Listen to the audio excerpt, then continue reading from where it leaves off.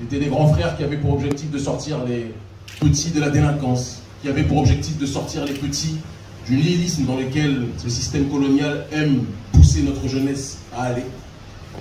Et ces grands frères qui étaient sollicités par les autorités locales et par un certain nombre de responsables politiques pour justement pacifier la jeunesse et pour mobiliser cette dernière, lorsque la situation a explosé de manière légitime, et je dis bien de manière légitime malheureusement, en Guadeloupe ces derniers temps, il y a quelques mois de cela, en fin d'année dernière, directement le pouvoir central, les autorités françaises sont allés chercher ces grands frères en estimant que ces derniers, ou du moins en présentant ces derniers comme les responsables des émeutes, en présentant ces derniers comme les responsables d'un certain nombre d'extorsions prétendument parlant, ou de tentatives d'extorsion de fonds. Tous ceux qui sont sur le terrain savent que ces derniers étaient incapables d'être dans cette logique-là, parce que leur principe les poussait à aller dans une direction contraire à celle-ci. Tous ceux qui connaissent ces derniers savent que ces grands frères avaient une seule obsession, éduquer la jeunesse, avaient une seule obsession, pousser notre population à aller vers plus de connaissance de soi, avaient une seule obsession, faire en sorte que la justice sociale soit une réalité et non pas un mirage. C'était ça leur volonté, c'était ça leur mission. Leur mission n'était pas de casser, parce qu'on sait très bien que quand il y a casse, cela arrange les autorités. Leur mission était d'éduquer la population et de faire en sorte que cette dernière puisse bénéficier de ses droits réellement. Ils ont été persécutés, ils ont été arrêtés, ils sont aujourd'hui, si je ne m'abuse, pas encore jugés.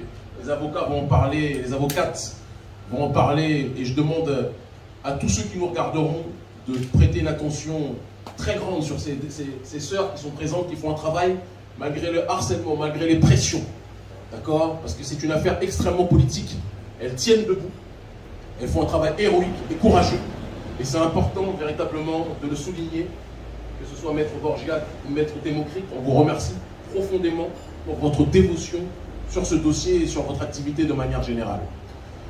Et donc, on a été sollicité par ces familles, parce que notre ONG Urgence panafricaniste, un peu partout sur le continent africain, en Afrique francophone, ou dans la diaspora, ou parfois même en Amérique du Sud, ou parfois même en Europe de l'Est, partout où nos populations vivent une situation d'injustice sociale, c'est le rôle de notre ONG. On est présent sur les terrains de la justice sociale ou sur le terrain de la lutte contre le colonialisme sous toutes ses formes.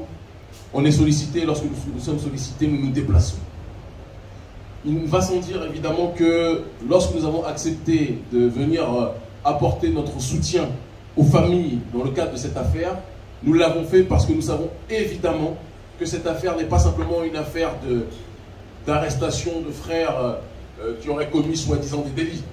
Nous savons pertinemment qu'à travers cette affaire, c'est le traitement colonial de notre population, d'accord, que ce soit en Guadeloupe, mais que ce soit dans les territoires d'outre-mer de manière générale, que ce soit en Guadeloupe, en Martinique, que ce soit dans les autres pays, ou même en Afrique en réalité, ce sont toujours les mêmes problèmes auxquels nos populations sont confrontées.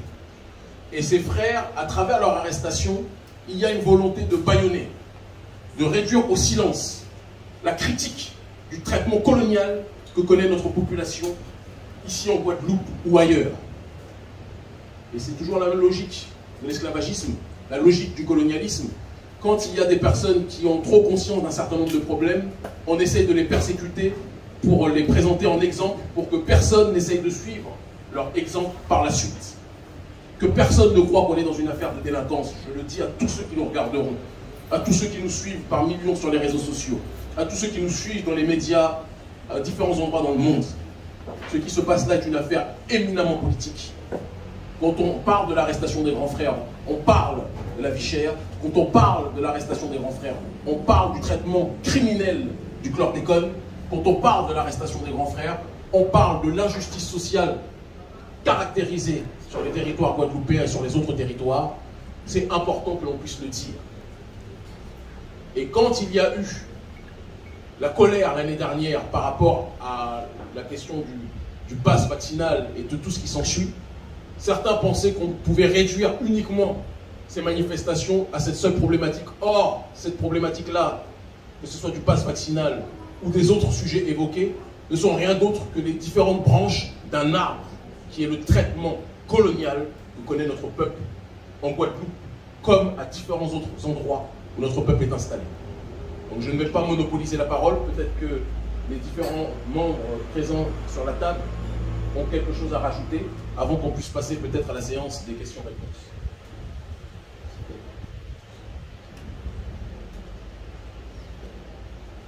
Effectivement, ce qui vient d'être dit correspond exactement à la réalité à la fois de ce dossier, mais à la réalité politique de la Guadeloupe. On soit dans un pays qui a subi à la fois l'esclavage, la colonisation, et qui connaît une forme de néocolonisation, il est sûr que tout homme instruit, tout homme qui peut penser par lui-même, tout homme qui sort des paradigmes liés à l'assimilation, qui se tourne vers ses semblables, qui se tourne vers ses penseurs pour pouvoir avoir une lecture de son pays, de sa situation, fait peur. Et en ça, les grands frères ont fait peur parce que c'était des hommes instruits, ce sont des hommes instruits, ce sont des hommes qui pensent par eux-mêmes, qui ont une lecture critique en tout cas, de ce qui se passe en Guadeloupe, et qui en soi transmettent cette façon de penser, cette façon d'appréhender à la fois la Guadeloupe, mais à la fois la situation de notre jeunesse. Ils sont sur le terrain, ils étaient sur le terrain, et les autres grands frères sont encore sur le terrain, pour pouvoir trouver des solutions très concrètes, très directes aux problématiques de notre jeunesse. Donc ces grands frères sont à la fois un exemple de cet homme qui pense par lui-même et qui peut initier, transmettre cette façon de penser, et qui peut aussi inspirer d'autres jeunes à penser de cette façon-là. Ils sont à la fois l'exemple, mais ils sont aussi tout simplement les porte-paroles de cette façon d'être. Aujourd'hui, les jeunes de Guadeloupe se sont inspirés des grands frères. Et on peut arrêter des hommes, on peut les empêcher de continuer l'action qu'ils avaient menée et qu'ils menaient à bien. Par contre, on ne peut pas arrêter des idées. Et les idées qu'ils ont transmises, les idées qu'ils ont permis de diffuser à travers leurs actions, à travers les prises de position qu'ils ont pu avoir, à travers le fait tout simplement qu'ils ont décidé à la fois de structurer, de participer à la structuration de la jeunesse, de participer à des propositions concrètes, de participer en tout cas à l'élaboration d'une Guadeloupe qui est pensée par elle-même et qui sort des paradigmes, on va dire, assimilationnistes. Eh bien, ces pensées-là, ces idées-là sont toujours là. Et elles sont transmises. Elles sont transmises à ceux qui arrivent, à la nouvelle génération. Donc, enfermer les grands frères ne sert à rien, en ce sens que ce qui est déjà fait est fait. Notre jeunesse a pris conscience d'un certain nombre de choses, a décidé de se prendre en main, et personne, pas même le pouvoir judiciaire, pas même le pouvoir politique, pourra l'en empêcher. Et ça, nous le savons. Et nos 7 grands frères qui sont incarcérés ressortiront. Ils ressortiront plus forts, plus puissants, plus influents encore, avec une Guadeloupe qui est prête, et un monde aussi, qui est prêt à entendre ce qu'ils ont à dire, ce qu'ils ont fait, et surtout de continuer ce travail qui a été initié. Donc je remercie Kémy Séba, je remercie toute son équipe de mettre la lumière sur ces grands frères, sur cette affaire qui est symptomatique de la situation en Guadeloupe, symptomatique de la façon dont la justice et les institutions judiciaires fonctionnent, symptomatique du fait que nous soyons surveillés politiquement dans nos propos, dans nos lectures, dans ce que nous pensons. Et effectivement, visiblement, pour les autorités judiciaires, il y a des choses à lire, des choses à ne pas lire, des choses à penser, des choses à ne pas penser. Mais nous sommes des hommes libres, des hommes et des femmes libres sur cette terre de Guadeloupe. Et effectivement, cette liberté, ils ne pourront jamais, cette liberté intellectuelle, ils ne pourront jamais l'en empêcher.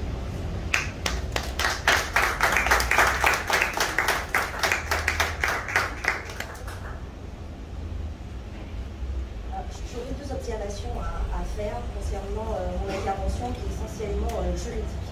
La première, c'est vrai, on parle de l'affaire des 7 grands frères, mais il faut savoir que mon client n'était pas comme les autres, il n'était pas un médiateur social. Donc 7 grands frères, si l'appellation générique qui a été trouvée, soit 7 grands frères, soit l'affaire des violences urbaines, mais mon client est policier, donc il ne peut pas être considéré comme un grand frère, en tout cas dans le sens de la médiation sociale. C'est la première observation que je voulais faire. La deuxième observation a essentiellement trait au traitement juridique, plutôt judiciaire de cette affaire, parce que, on l'a tous vu, on a tous effectivement été spectateurs de ce qui s'est passé en Corse. Et sauf erreur de ma part, à moins qu'il y ait eu, je dirais, une omerta aussi sur les informations qui devaient circuler, on a eu une préfecture, une sous-préfecture qui a été brûlée, on a eu une banque, on l'a vu, un presque éventré, on a eu des policiers, des gendarmes qu'on a invités à reculer, mais est-ce que vous avez entendu le nombre d'arrestations qu'il y a pu avoir?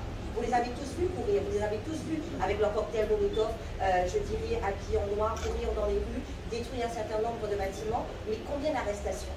Quel sort a été réservé à ceux qui ont participé, je dirais, à ces violences urbaines? Rien pour l'instant. Par contre, nous, 7 Guadeloupéens qui effectivement, et je vais rejoindre les propos qui ont déjà été dits avant moi, 7 Guadeloupéens qui ont décidé de rentrer effectivement et d'être présents dans cette communauté guadeloupéenne, on les a pris, on les a mis en détention.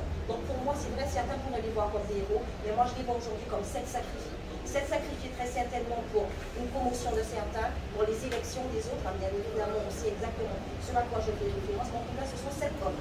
7 hommes qui aujourd'hui ont été coupés, manu militari de leur famille. Et je me permets de préciser les conditions dans lesquelles, en tout cas pour 3 d'entre eux, ils ont été transférés sur la métropole. Le premier à avoir été transféré, c'est M. Didier Laurent. Nous sommes tous les deux en entretien au centre pénitentiaire de Bémao, il est 9h. À 10h moins le quart, on vient le chercher en lui disant voilà, il faut absolument qu'il effectue un test PCR. Et on comprend tous les deux en se regardant que le test PCR égale transfert. Je quitte le centre pénitentiaire de Bémao et je dis que je reviendrai le voir à 14h. Avec 14h, je ne peux pas accéder à mon client. Je vais au parloir, il n'y est plus. Je descends au niveau du greffe parce qu'on me dit qu'il y a eu des formalités à accomplir au niveau du greffe. Donc j'y descends. Le greffe du CP de Bémao, par extraordinaire, est fermé. Je ne peux pas y accéder. Donc entre, je dirais, 10h du matin, 14h, je n'ai plus vu mon client et sa famille non plus n'a pas eu contact avec lui. Il est parti. Je laisserai à la sœur de M. Dufour le soin de parler, M. Dufour, et surtout à la sœur de M. Chenico, pour lequel je pense qu'humainement, ça a été vraiment le plus difficile d'avoir à s'exprimer. Aujourd'hui, ma consoeur et moi, nous faisons essentiellement du droit pénal. Dans le droit pénal, on a affaire à des violeurs, des assassins, des braqueurs, enfin, je dirais le pire de ce que peut produire l'être humain. Ils n'ont pas ce traitement-là. Ils ont droit tout de suite à une communication avec leur famille, ils ont droit à une communication tout de suite avec leur avocat, ils ont droit à une communication téléphonique encore avec les membres de leur famille, pas pour ces 7-là. Pour une raison que nous ignorons, ces 7-là, ce sont des parias que l'on a mis à côté et auxquels on réserve malheureusement un sort que l'on n'arrive pas aujourd'hui à comprendre. Donc merci pour eux, merci de votre présence, merci de votre solidarité et merci de m'avoir permis d'intervenir.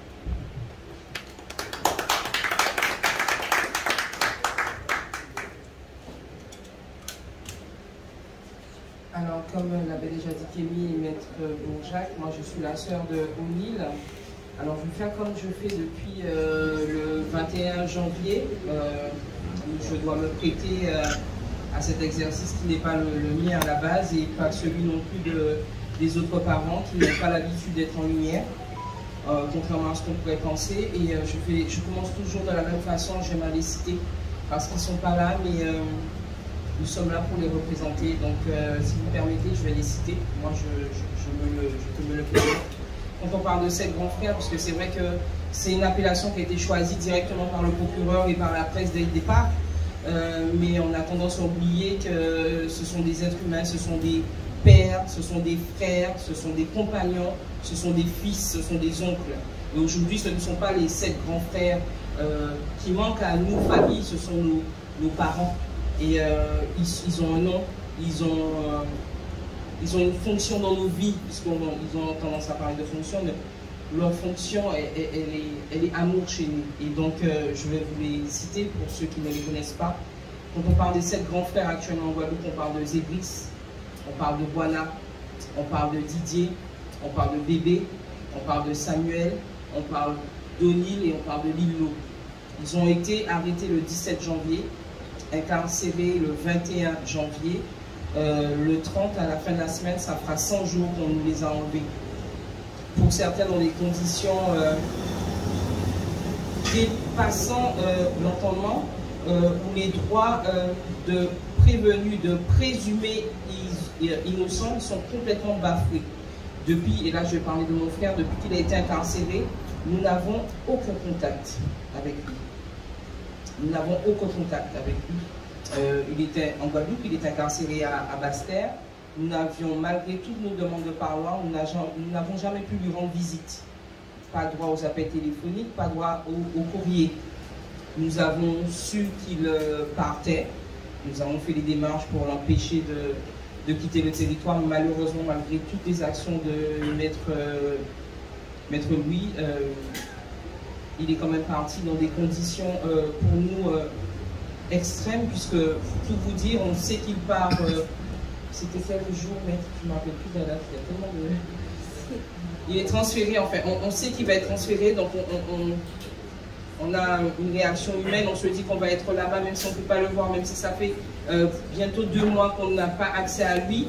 On va être devant la prison et on est sur la route, on se dit qu'il va partir, on va, ne serait-ce que le croiser, il va nous apercevoir, mais ben non, on ne nous laisse même pas le droit de l'apercevoir, puisque quand on est sur la route pour la Basse-Terre, on voit des voitures redescendre, 2 fourgons, 3 voitures, un hélicoptère, et on comprend qu'il s'en va, sans au préalable prévenir les parents, sans avoir le temps de faire ce qui est prévu normalement.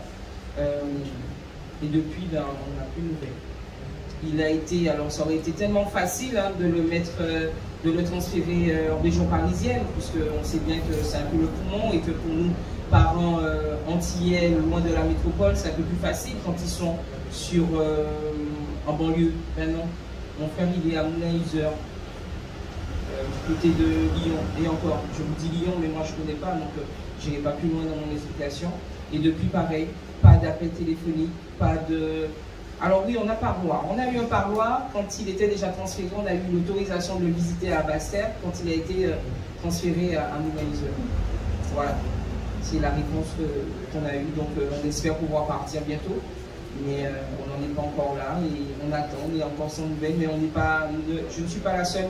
Il y a aussi les autres familles qui sont logées au même tarif et moi je trouve ça, je ne dirais pas lamentable, ça m'attriste. Ça m'attriste, je suis bien contente qu'il soit là, hein, Kémy, et je te remercie d'avoir pu répondre assez rapidement d'ailleurs à notre appel, il faut le dire. Moi je n'ai échangé qu'un message Instagram avec toi, je t'ai envoyé un message. Karine Dumini qui n'est pas là, c'est la soeur de Boana qui bataille en métropole, qui a eu aussi le même réflexe aussi que maman. J'ai envoyé un message et il me répondait dans la minute, disant qu'il prend note de tout cela, qu'Eli allait me recontacter. Ça s'est fait très très rapidement et je te remercie. Mais j'aurais aimé qu'aujourd'hui, que vous compreniez que ce qui arrive à nos frères, nos compagnons, nos maris et nos fils, ça pourrait arriver à n'importe qui. Aujourd'hui, vous pourriez échanger, débattre sur des sujets d'actualité qui vous pèsent au quotidien, que vous pourriez aujourd'hui risquer de vous retrouver à leur place. Vous pourriez aujourd'hui répondre à une invitation des élus ou de quelconque personne représentant le pouvoir sur notre île, que vous pourriez risquer de vous retrouver à leur place. C'est ça la réalité aujourd'hui, puisque je tiens à rappeler qu'ils ont été conviés à des réunions par les élus qui ont demandé à ces 10 grands frères, parce qu'ils ont cette facilité, parce qu'ils ont cette influence positive finalement sur la jeunesse, on leur a demandé de trouver des solutions ensemble. Et c'est parce qu'ils ont été conviés par ces élus à des réunions pour pousser la réflexion sur le devenir de la Guadeloupe qui se retrouvent là où ils sont aujourd'hui. Et moi, j'irai même plus loin. Ils sont arrêtés le lundi et le vendredi précédent, ils déposaient les statuts d'une association pour se structurer et pour répondre de façon vraiment légale à ce qui, pour eux, n'était pas trop loin, qui allait arriver, qui allait être positif. Ils ont dit qu'ils vont se structurer. Ils n'étaient pas obligés, parce qu'ils ont leur vie, ils ont l'habitude de fonctionner ensemble, sans pour autant se mettre en lumière. Mais ils ont voulu aller plus loin. Ils déposent les statuts le vendredi, et le lundi, ils sont arrêtés. Le lundi, ils sont arrêtés. Donc aujourd'hui, moi, ce que je retiens, et ce qui est grave aujourd'hui, est-ce qu'un peuple qui se structure est un peuple qui est frais? Chez mon frère, on a récupéré 2 livres, dont un livre de Kémy et un autre livre. C'est tout ce qu'on a mis sous scellé, ils sont succédés dans toute sa conviction. Est-ce qu'aujourd'hui, le jeune noir ou le jeune antillais, guadeloupéen, le jeune homme qui s'instruit, est-ce qu'il est prêt? Est-ce que c'est ça aujourd'hui? Est-ce que c'est ça notre Guadeloupe? Est-ce qu'on va rester à attendre encore et encore qu'il y ait un 8e, un 9e, un 10e, un 11e, un 20e frère? À quel moment on va se réveiller? Parce qu'eux, ils se sont déjà réveillés. Ils se sont battus pour nous et se retrouvent enfermés pour nous. Merci.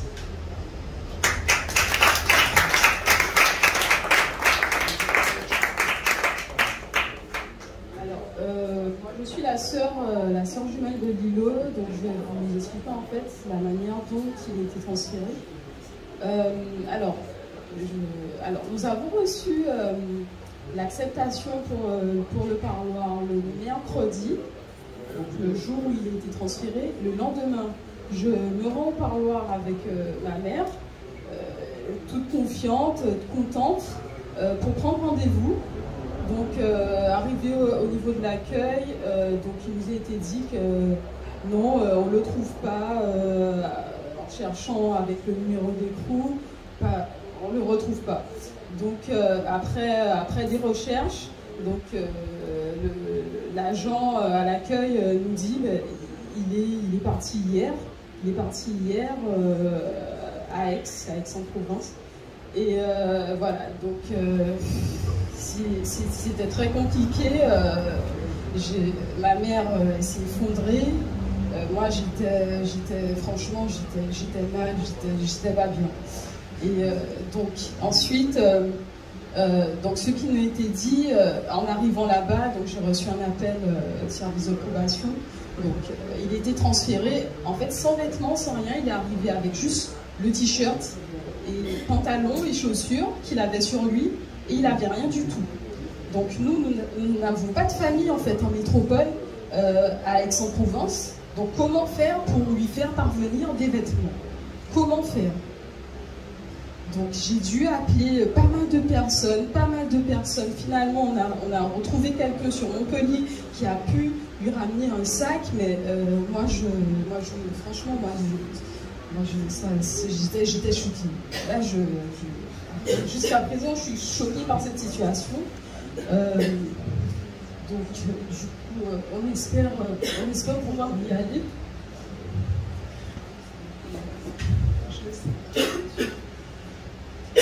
Il est du côté de Marseille, hein, parce que ça aurait été simple de le mettre ailleurs. Lui, il a été envoyé du côté de Marseille. D'où la difficulté aujourd'hui de prendre de ses nouvelles ou d'envoyer quelqu'un le voir.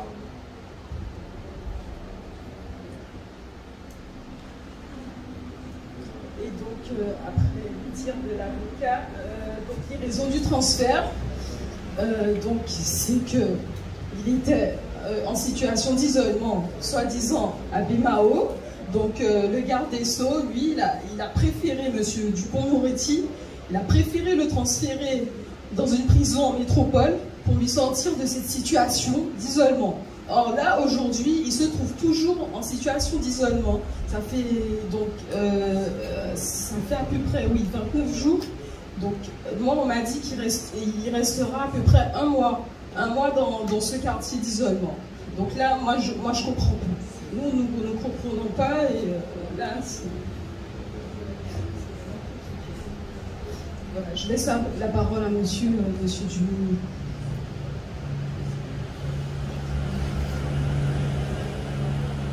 Parce que j'ai déjà dit que je suis le papa de nous. Ce que je ne comprends pas de cette histoire, de l'arrestation de cette frère. Je prends le cas de mon fils. Les élus venaient chez moi et téléphonaient à moi et à mon épouse pour me demander où est-ce qu'il est mon fils. Je ne sais pas si vous vous souvenez de ce qui s'est passé au rond-point de Morges. Henri Chalus, il était là. Pas peur de noyer, non. Mon fils, il était dans son lit. Il ne pouvait pas rejoindre sa compagne, tellement qu'il était fatigué, à courir après les jeunes. Moi-même, ce jour-là, j'ai ramené 2 jeunes chez leurs parents. On appelle mon fils pour dire, Harry appelle mon fils pour me dire, je ne peux pas sortir là avec les jeunes, vient me chercher.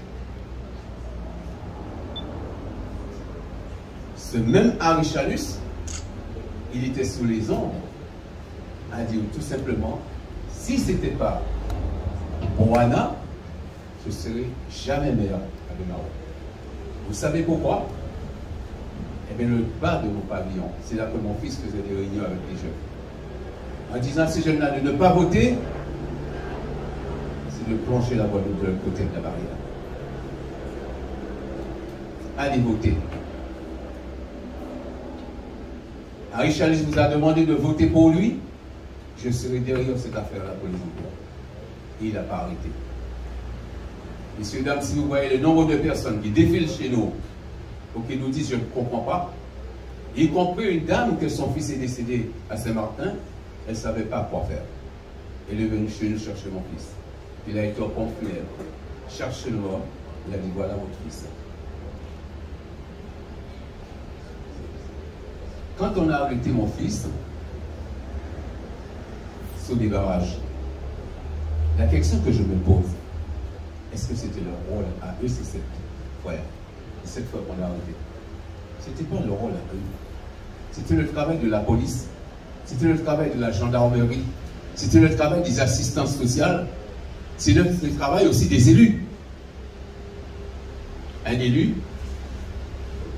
c'est les adjoints au maire, c'est les conseillers, et les conseillers du quartier.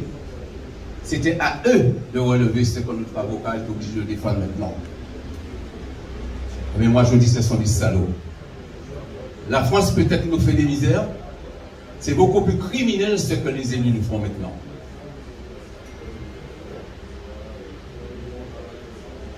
J'ai été le président des taxis Guadeloupe. On va pas, les avocats bien expliquer déjà les affaires des grands frères. Il faut sortir de là pour expliquer vraiment le problème de la Guadeloupe. J'ai été le président des taxis Guadeloupe. La loi de 2014 dit qu'il fallait changer les textes des syndicats. Je suis parti en formation à Paris. Je suis revenu avec les textes qui sont rédigés en métropole. Parce que pour l'État français, c'est une autre étape pour appliquer les textes en Guadeloupe. Nous, on est un autre État. Croyez-moi bien, messieurs, dames, je ne vais pas m'étaler là-dessus. Mais c'est la première fois que j'ai vu des crimes comme ça. C'est celle quand on était autour de la table, en préfecture, pour rédiger ce que je me suis battu, c'est-à-dire que les taximans de la Guadeloupe a une convention avec la Caisse de sécurité sociale. Parce que depuis dans les années 80 avec mon épouse, on a examiné le problème. On a vu que, à pareille époque qu'on est maintenant, la Guadeloupe sera le premier département du vieillissement de sa population. Nous nous sommes battus pour que ces taxiteurs aient cette convention pour transporter nos parents maintenant. Qu'est-ce qui s'est passé? J'ai créé l'école de taxi. C'est moi qui l'ai fait si ça a été fait en Guadeloupe. C'était fait d'une manière, viens me voir, je te donne une autorisation, tu n'as pas besoin de formation. Tu n'as pas besoin de te former pour transporter ces gens-là. J'ai dit non, il faut former ces gens-là. J'ai créé mon école. Je tiens à le dire, parce que le travail qui fait mon fils, il a pris du côté de son père. Et bien dans cette école-là, quand j'avais 15 personnes, quand il y avait 7 qui n'ont pas eu leur examen, je dis à ces 3-là, comment je vais faire vous payer, monsieur mes 3-là? Après les cours, je les amenais chez moi pour continuer à les former. Eh bien, ils ont tous leur examen maintenant. Je les inscris tous à la sécurité sociale. Ils font du transport médicalisé avec un salaire de 3 000 à 3 500 € par mois. Il y en a 2 qui sont partis en vacances pour la première fois avec leur femme et ses enfants l'année dernière. Je dis à ces élus, arrêtez d'abuser de ce peuple. Nous sommes des peuples, on ne raconte jamais nos misères. Mais nous sommes on est complètement dans le gouffre avec ces élus. Puisque ça nous a attristé de voir comment les élus ont méprisé Macron. Je ne m'appelle pas ce monsieur le président de la République. Je ne peux pas. Je sais que ça va être divulgué, tout va nous parler. Je ne peux pas accepter ça. Pendant qu'eux ils disent du mal de Macron, de nous dire de ne pas faire avec Macron, le lendemain ils étaient à Paris dans le point de Macron, mon président. On ne sait pas où on en est, monsieur.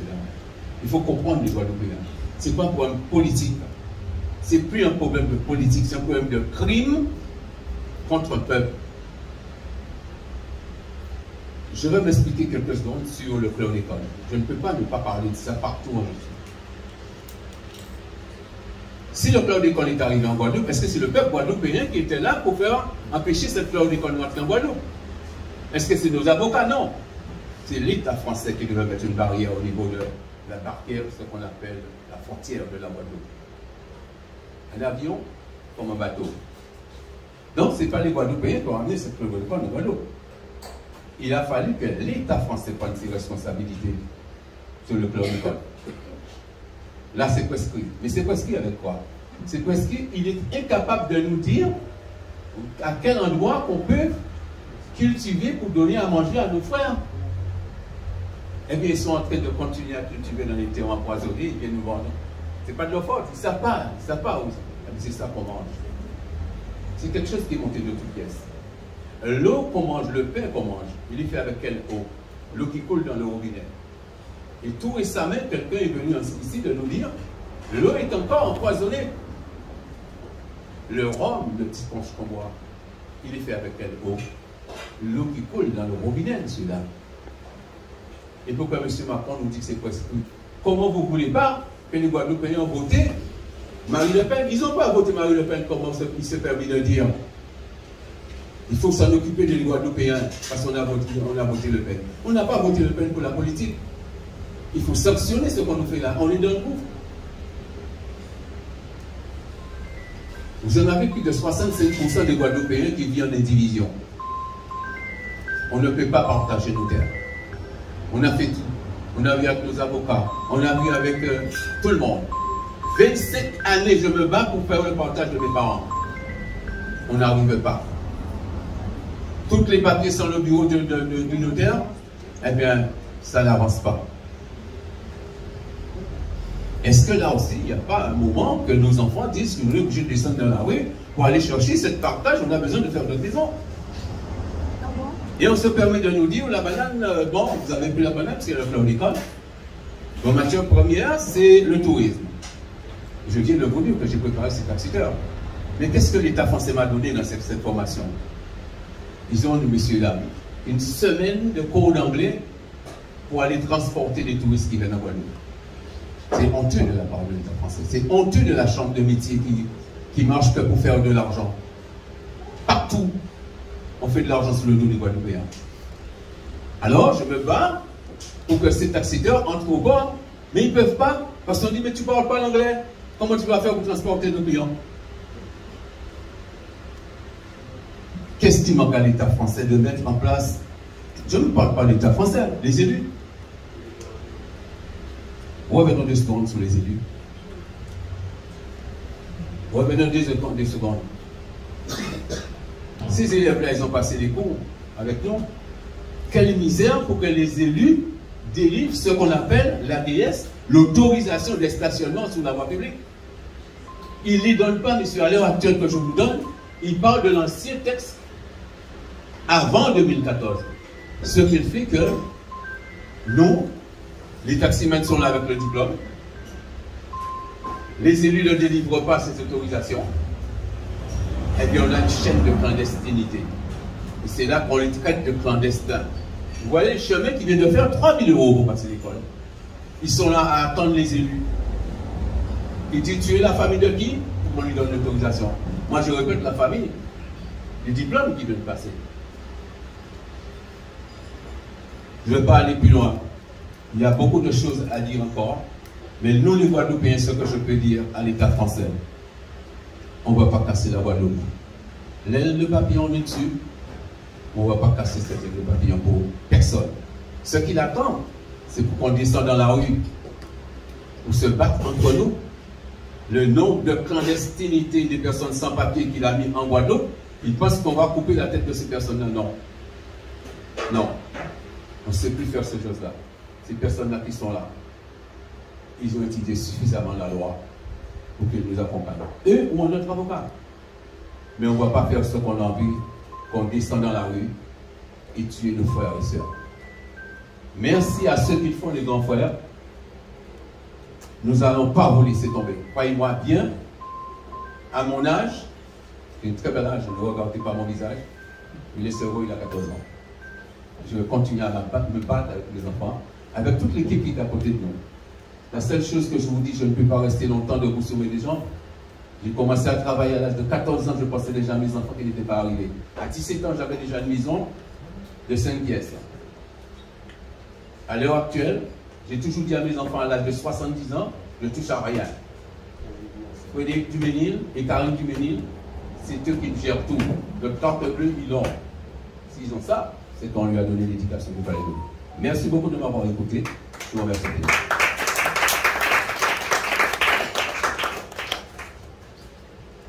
Bonjour à tout le monde. Je suis Joséphine, la maman de Buana.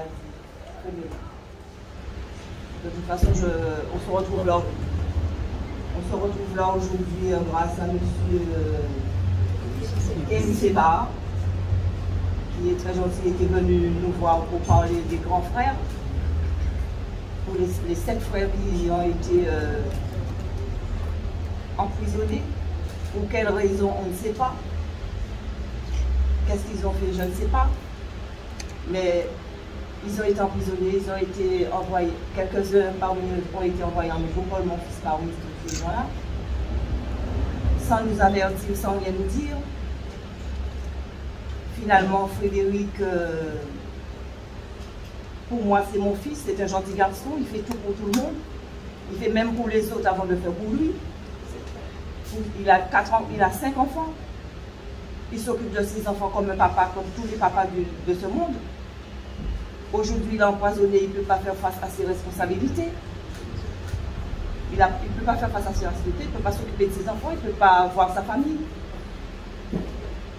Mais il me dit, maman, tant que tu vas bien, tant que mon papa va bien, moi je vais bien. La veille qu'on l'a emmené, on a été le voir. C'est la seule fois qu'on l'a vu. On a bien parlé, il était content, il était content. Et aujourd'hui, il est là-bas. On a quelques nouvelles par l'avocat. Il y a ma fille Karine qui est là-bas, qui se bat aussi pour s'occuper de son frère. Parce qu'elle non plus ne comprend pas. Alors on essaie d'avancer petit à petit pour voir où est-ce qu'on va. Mais quand Frédéric n'était pas encore en prison, c'est chez moi que les politiques appelaient pour dire Frédéric, il y a réunion. À quelle heure tu arrives? Frédéric, il a réunion, le Lamentin, Cap-Esther, Petit-Bourg, tout le monde l'appelait pour dire il faut venir en réunion. Le centre commercial, quelqu'un du centre commercial, je ne nommerai pas de nom, je ne sais pas qui c'est. On l'appelait pour dire il y a réunion là, il y a réunion là, il y a réunion là. Le dernier jour, le vendredi avant qu'il se soit fait arrêter, quelqu'un de cette grande supermarché là l'a appelé en disant on a réunion aujourd'hui, tu viens tout seul. Moi j'étais là, j'écoutais. Il a répondu, mais pourquoi voulez-vous que je vienne tout seul? On est 5. Hier on disait qu'on était 5 ou 6, aujourd'hui tu me dis de venir tout seul. Frédéric répond, moi je ne peux pas venir tout seul parce que je ne peux pas parler à la place des autres. Et il m'a regardé, il m'a dit, maman, je n'irai pas à cette réunion. Et il est parti. Et le lundi, il s'est fait arrêter. Pourquoi, je ne sais pas. Mais tout ça, c'est un complot. Moi, je dis, c'est un complot politique, c'est un complot. On ne sait pas d'où ça sort. Et mon fils m'a répété, maman, je n'ai pas violé, je n'ai pas volé, je n'ai pas d'armes, je ne me drogue pas, je ne vends pas d'or, je ne vends pas de drogue. Alors, il peut m'envoyer où il veut, mais je dirai ce que je dois dire. Hein? Il peut m'envoyer où il veut, je dirai ce que je dois dire. Alors aujourd'hui, on attend la fin. Je ne sais pas quand, mais j'espère un jour qu'il va rentrer chez nous, qu'il va rentrer dans sa famille, voir sa famille, ses enfants et les gens qu'il aime. Parce que Frédéric est un homme aimant, il aime tout le monde. On n'a pas à inculquer la haine à nos enfants. Ils aiment tout le monde. Peut-être qu'on a qui ne nous aiment pas, hein, mais ça on s'en fout. L'important, c'est que Frédéric, il aime tout le monde. Et il fait pour tout le monde. Il fait même pour les autres avant de faire pour lui. Et il ne demande jamais rien à personne. Même à moi, si moi, je connais mon enfant, je dis Frédéric, tu as un problème. Hein? Je lui tends la main, il me dit, maman, c'est bienvenu. Alors aujourd'hui, je pense, un jour, on va arriver à finir avec cette histoire. Merci beaucoup. Et on vous remercie, je remercie monsieur d'être là.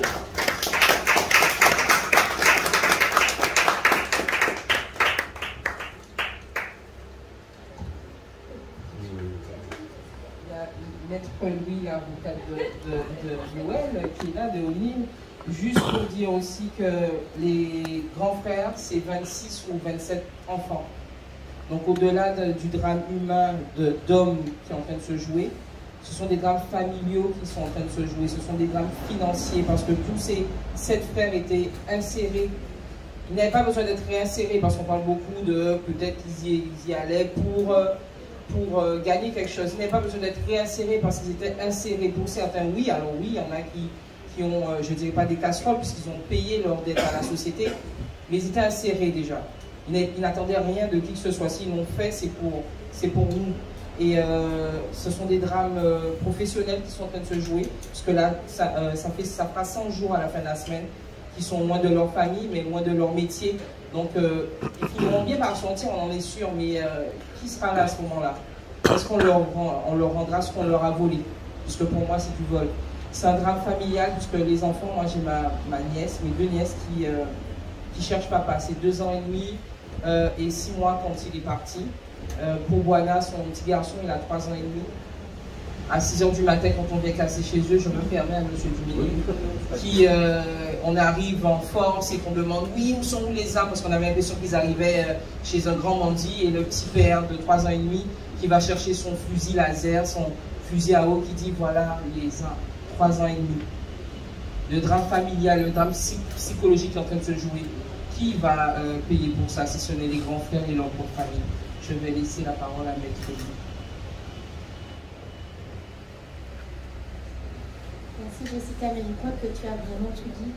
Et au-delà du combat judiciaire que nous menons, et qui n'est pas facile, hein, parce qu'on est face à une machine et je le dis, je le redis, qui broie ces garçons qui sont des pères, des fils, des frères, des amis. Au-delà du combat judiciaire que nous menons, qui est difficile, le combat des familles, il est énorme et vraiment, moi je vous salue tous et toutes et je sais que d'où ils sont, ils voient tout ce que vous faites. Merci Kémy Séba d'être là, parce que je sais que Nîmes, il vous écoute, il vous lit. Et je crois qu'il est très heureux que vous soyez là. Nous, on va continuer notre combat. Maître Bourjac est déjà parti en Martinique. On le fera à chaque fois qu'il le faudra pour continuer. Là, l'idée, c'est qu'il puisse essayer de faire des actes d'enquête pour que cette enquête, elle avance, en fait, pour qu'on sache ce qui se passe vraiment et ce qu'il reproche vraiment. Pour l'instant, ça stagne. Nous avons eu des expertises, mais pour l'instant, ça stagne. Donc, à nous de demander des actes supplémentaires pour que cette enquête avance et pour qu'il ne puisse plus nous dire il faut qu'on fasse ci, il faut qu'on fasse ça, on ne peut pas les mettre dehors maintenant, etc. La priorité de chacune de nous, de chacun de nous, aujourd'hui, c'est qu'ils sortent. Pour qu'ils sortent, il faut que la justice ait l'impression d'avoir avancé. Donc, on va les aider à avancer. Mais c'est un combat qui est difficile. Je sais que nous, on ne peut pas faire de miracles, mais on fait tout ce que nous pouvons. On restera aux côtés de ces grands frères-là. Et encore merci, monsieur Kémy Séba, de votre présence. Et merci pour tout ce que vous allez faire et tout ce que vous allez entendre et écouter sur la Guadeloupe en général, parce qu'effectivement, monsieur Dumini a raison. Il y a beaucoup de combats que nous menons ici. Peut-être qu'on les mène mal, je ne sais rien, mais ils n'aboutissent pas dans le sens qu'il faudrait. Et ce sont de grandes injustices. Et donc, si vous pouvez porter votre voix pour notre peuple, ce sera génial. Merci.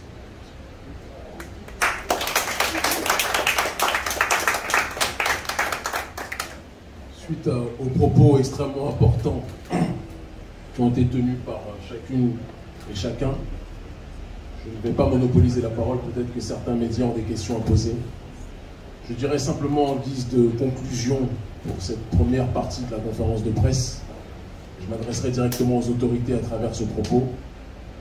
Il est dans l'intérêt de tout le monde, et les autorités françaises en priorité, les autorités judiciaires en priorité, que ces frères qui ont été injustement incarcérés soient libérés le plus tôt possible. Nous ne menaçons personne en disant cela. Nous ne cherchons à braquer personne en disant cela. Nous appelons à la justice et à la dignité de chacun. On n'arrête pas, on ne kidnappe pas des pères de famille qui ne sont responsables d'aucun méfait. Dans ce cadre-là, certains d'entre eux ont pu avoir par le passé, comme bon nombre de gens dans le monde, y compris certains responsables politiques, des problèmes avec la justice. On ne peut pas être condamné ad vitam aeternam pour le passé.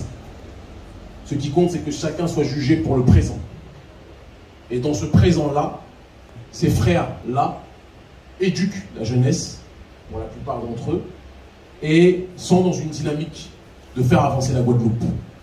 Et les problématiques que notre aîné a soulevées tout à l'heure avec talent et profondeur sont des problématiques qui symbolisent les raisons sous-jacentes de leur arrestation. Et donc je dis aux autorités françaises, pas de justice, pas de paix. Ne pensez pas que ce que les autres n'acceptent pas, ça va être accepté ad vitam aeternam par les afrodescendants, où qu'ils soient. Pour moins que cela, en Corse, ils vous ont pris par le col et vous avez retenu le message. Ne poussez pas la population à sortir de sa zone habituelle en tant que telle.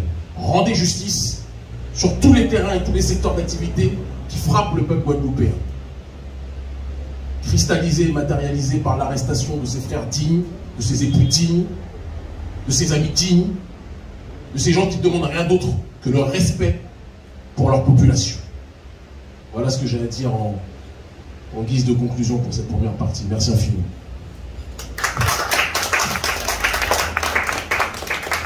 S'il y a des questions-réponses, très rapidement, vous pouvez y aller. Sinon, le gros de toute façon du propos sera tenu lors du meeting ce vendredi 29 à 19h30, salle Jonction à Sainte-Anne, où on parlera justement de la situation que connaissent nos grands frères, les grands frères, et plus globalement du traitement colonial que connaît notre population. Voilà. Comment comptez-vous aider les grands frères? La première chose pour laquelle on nous a demandé de venir, c'était puisque les familles qui nous ont sollicités connaissent notre influence un petit peu partout dans le monde, entre guillemets noirs francophones, dans le monde africain francophone et dans la diaspora, ils nous ont demandé de porter cette parole pour que, au-delà du cadre local de la Guadeloupe, le problème des grands frères et le problème de l'injustice coloniale soient diffusés un peu partout dans notre zone d'influence, que sont l'Afrique francophone et dans la diaspora. Et ailleurs, puisque nous sommes aussi suivis en Amérique du Sud, nous sommes aussi suivis en Europe de l'Est. Donc faire de ce problème un problème international, c'est notre responsabilité. C'est le premier moyen pour nous aider. Le deuxième moyen pour nous aider, c'est de faire en sorte que celles et ceux qui s'intéressaient, après les retours que nous avons eus, des familles directement, qui s'intéressaient peu à cette affaire, puissent encore plus s'y intéresser. Parce que ce n'est pas le problème d'une seule famille ou de quelques familles et d'avocates courageuses. Non. C'est le problème d'un peuple qui subit un traitement, quelles que soient les teintes, quelles que soient les différentes classes sociales et tout ce qui s'ensuit. C'est le problème d'un peuple dans sa globalité qui subit un traitement colonial. Si on va en dehors de ce sujet, on tapera à côté du problème. Et donc, comme notre ONG est spécialisée sur ces questions, on ne va pas rappeler le traitement du franc CFA, que nous avons pu soulever cette question et la mettre sur la place internationale au XXIe siècle, les questions des bases militaires, que les questions de l'injustice coloniale. Nous sommes en première ligne sur ces terrains, et donc partout où notre population est installée, quand nous sommes sollicités, on ne va jamais de notre propre chef, mais quand nous sommes sollicités, nous nous déplaçons avec nos modestes moyens pour apporter notre soutien par ce biais. Voilà. Est-ce que par rapport à tout ce que vous avez entendu sur le grand frère, est-ce que vous savez, par rapport aux autres endroits où vous menez votre combat, est-ce que ça vous surprend ce qui se passe aujourd'hui en Guadeloupe? Je vous remercie infiniment pour cette question, mon cher frère. Et je vous répondrai que le système colonial, malheureusement, a l'habitude de fonctionner de la même façon partout où il frappe. lorsqu'on analyse le système colonial dans sa racine, lorsqu'on analyse de manière cyclique la manière dont le système colonial a toujours essayé de frapper tous ceux qui pouvaient être porteurs de solutions et de force de proposition pour être dans un processus de déconstruction de ce système colonial, on se rend compte que ce qui se passe et ce qui frappe les grands frères frappe tous ceux qui s'opposent d'une manière pacifique, de manière générale, à ce système colonial-là.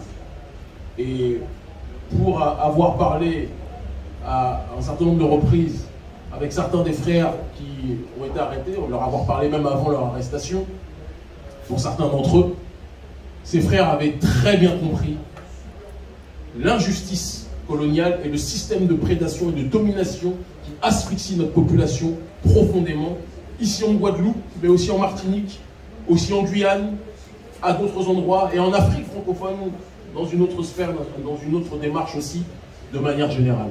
Donc nous ne sommes absolument pas surpris du traitement que ces frères et que notre peuple subit.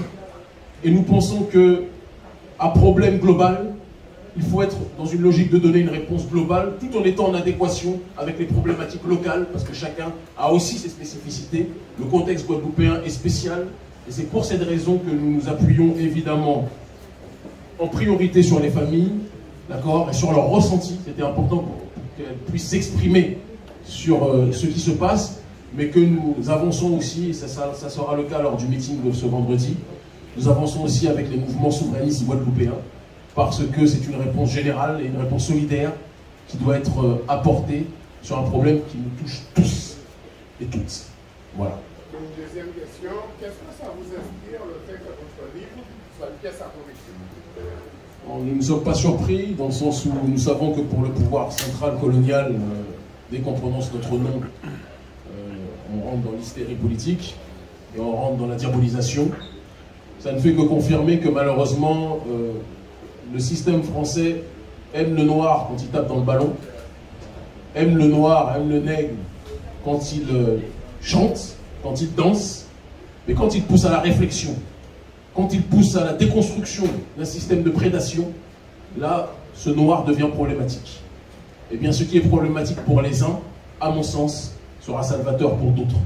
La connaissance de soi est la seule voie à suivre pour être dans une logique d'élévation.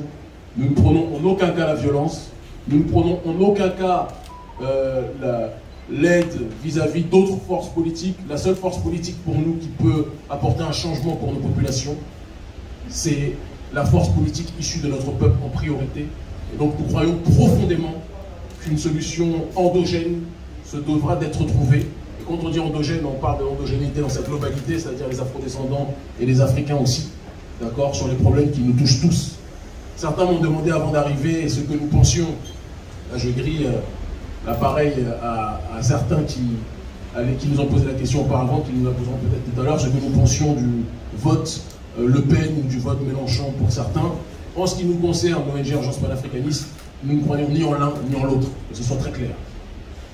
Maintenant, nous sommes à l'écoute de notre population et nous savons pertinemment pourquoi certains ont appelé à voter pour les uns ou pour les autres pour sanctionner Macron. Et nous avons compris, et je pense que Macron priorité a compris, ce qui s'est passé dans ces territoires-là. Donc il ne sert à rien de stigmatiser qui que ce soit, d'accord? Mais si on nous demande ce que nous pensons, je vais être très clair, nous vomissons Marine Le Pen de toute notre âme, nous vomissons Mélenchon de toute notre âme, nous vomissons Macron de toute notre âme, et la seule solution du peuple guadeloupéen viendra des Guadeloupéens, des afrodescendants, des Africains de manière générale. Voilà ce que nous avons à dire.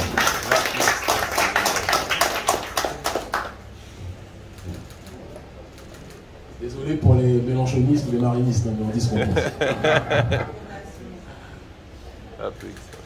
Autre question. Question business au pays.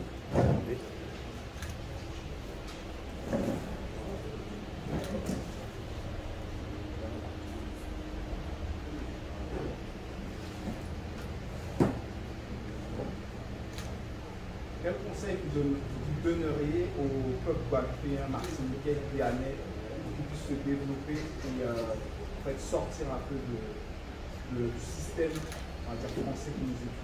Moi, je pense qu'il serait extrêmement présomptueux de notre part de parler de conseils. On est des peuples frères, on est tous soumis à des problèmes similaires. Et lorsque nous sommes confrontés au problème colonial, beaucoup malheureusement ont toujours eu le réflexe de chercher des solutions extérieures à nous-mêmes. Nous partons du principe que l'unité parmi nous permet de mieux nous unir au reste de l'humanité et de mieux nous faire entendre ce reste de l'humanité-là. Nous pensons que le système colonial profite profondément, en priorité, des divisions qui sont extrêmement présentes au sein de nos populations. Et je parle de la Guadeloupe, je parle de la Martinique, je parle de la Guyane, et je parle des populations en Afrique francophone. Le diviser pour régner a toujours été la logique suprême de ceux qui nous ont asphyxiés. Et donc, la sortie de crise vis-à-vis de cette situation passera par une nécessaire, potentielle unité à plus grande échelle, en tout cas, pour que l'on puisse avancer.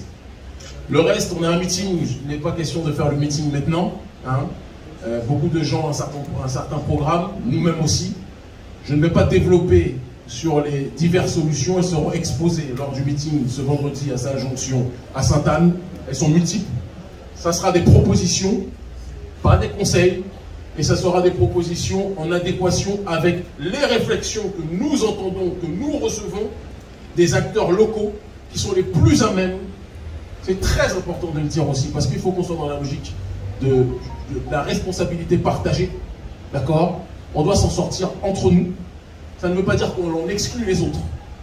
Parce qu'il y a des gens, nous parlons beaucoup, nous sommes très proches d'un certain nombre de cadres des Gilets jaunes en France, prolétariat blanc, entre guillemets, qui souffre le martyre aussi, dans d'autres conditions, qui ne sont pas forcément comparables à ce que nous vivons, d'accord? Mais la réalité de l'asphyxie néolibérale du système qui nous régit, elle est globale. Et que ce soit le néolibéralisme sur le terrain économique ou le néolibéralisme sur le terrain sociétal, cette plaie est une question qui devra être traitée de manière collective.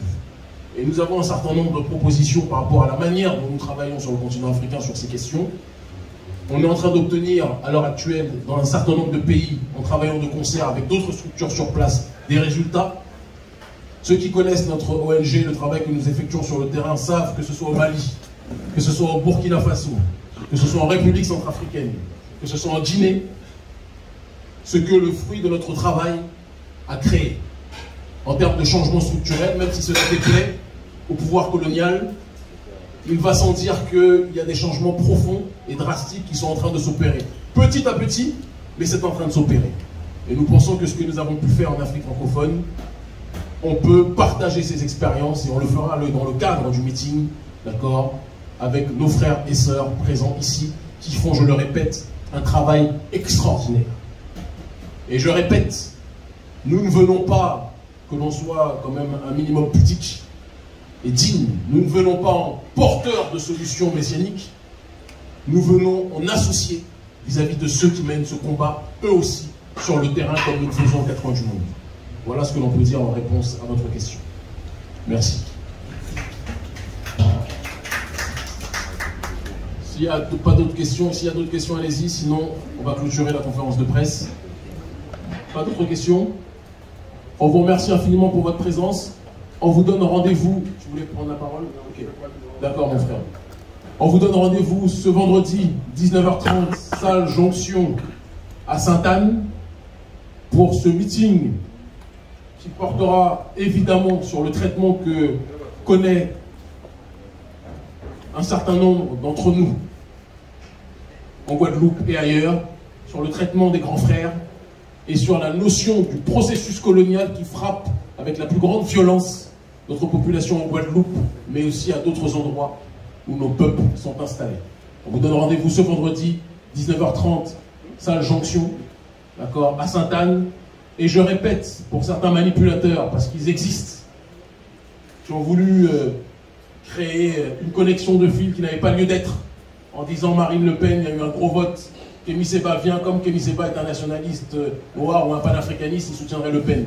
Je dis à ces abrutis congénitaux, ces imbéciles chroniques, et encore, je tiens ma langue. Si vous n'êtes pas capable de comprendre l'histoire du panafricanisme et du ce que l'on appelle le black nationalisme, c'est votre problème. Mais en aucun cas, nous n'appelons à voter en ce qui nous concerne, ni pour les uns ou pour les autres, mais nous respectons, c'est très important de le dire, la stratégie de ceux qui sont sur place ici et qui expriment leur colère. Que les marxistes, les néo-marxistes se présentent comme des analystes de la société qui ne sont jamais sur le terrain, jamais, qui ne sont jamais auprès des populations, qui se disent lutter contre le néolibéralisme économique alors que ce sont les premiers chevaliers du néolibéralisme sociétal, fassent preuve de pudeur et viennent sur le terrain aux côtés des populations ou se taisent. Parce que le terrain, ce n'est pas Twitter et ce n'est pas les réseaux sociaux de manière générale. Comprenne qui pourra. Merci infiniment.